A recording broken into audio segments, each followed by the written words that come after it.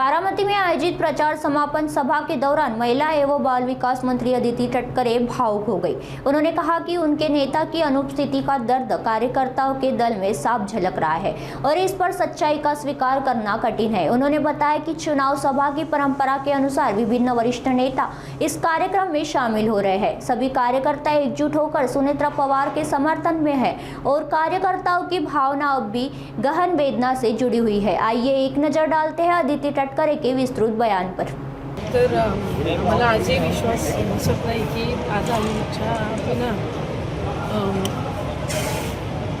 आज ही सांगता सभा होती।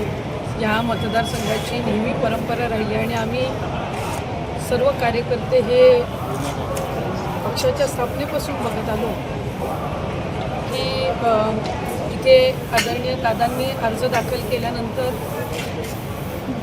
फक्त शेवटची सांगता सभा ही नेहमीची या मतदारसंघाची परंपरा राहिली आहे। ज्या पार्श्वभूमीवर ज्या परिस्थितीमध्ये ही पोटनिवडणूक आज लागलेली आहे, आमच्यासारख्या कार्यकर्त्यांना आजही दादा आमच्यात नाहीत आणि दादांविना आज ही सभा या ठिकाणी होणं हे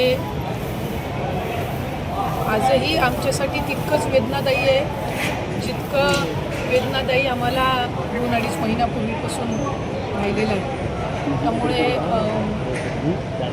आज ही सांगता सभा होत असताना राज्याचे मुख्यमंत्री आदरणीय फडणवीस साहेब येणार आहे। शिवसेनेच्या वतीने अर्ज दाखल करण्याच्या वेळेला एकनाथ शिंदे साहेब हे आलेले होते, बावनकुळे साहेबही आलेले होते। त्यांच्या वतीने आज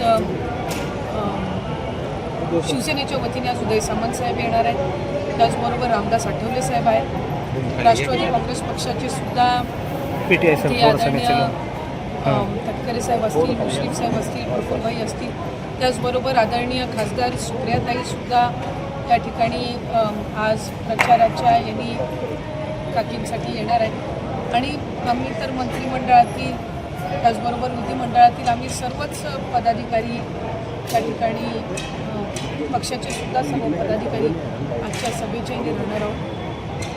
खरं तर आम्ही सगळेच जण गेल्या काही दिवसांपासून इथे बारामतीमध्ये प्रचारासाठी येत असताना एका बाजूला एक कार्यकर्ता म्हणून आम्हाला सुद्धा वेदना वाटत आहे की ज्या मतदारसंघामध्ये दादा फक्त अर्ज दाखल करण्यासाठी आणि शेवटची सभा घेण्यासाठी यायचे, तिथं आज आम्ही राज्यातून सर्व कार्यकर्ते आम्ही या ठिकाणी प्रचारासाठी येत आहोत। प्रचारासाठी येण्याची तशी काही गरज आहे असं मला एक छोटीशी कार्यकर्ता म्हणून वाटत नाही, कारण बारामतीकर हे आदरणीय दादांच्या पाठीशी आहेत, आदरणीय सुनेत्रा काकींच्या पाठीशी आहेत, हे आम्हाला सगळ्यांनाच ज्ञात आहे। पण शेवटी कार्यकर्ता म्हणून इथं येऊन बारामतीकरांसोबत संवाद साधणं आणि आम्ही पक्ष म्हणून त्या ठिकाणी काकींच्या पाठीशी एक संघटित आहोत ही भावना कुठं ना कुठंतरी त्यांच्यापर्यंत व्यक्त करण्यासाठी म्हणून आम्ही इथं आलो। नाहीतर प्रचाराची तशी काही जो काही इथं आम्हाला येऊन जो अनुभव येतो सगळे त्या ठिकाणी दादांसाठी आदरणीय सुनेत्रा काकींसाठी मतदान करणारच आहे, याबाबत काही दुमत नाही। पण कुठे ना कुठंतरी आजही एक दादांचं एक कार्यकर्ता म्हणून एक वेदना मनामध्ये आहे की आज हा दिवस येतोय, त्यांच्या विना ही प्रचार सभा इथे होत आहे।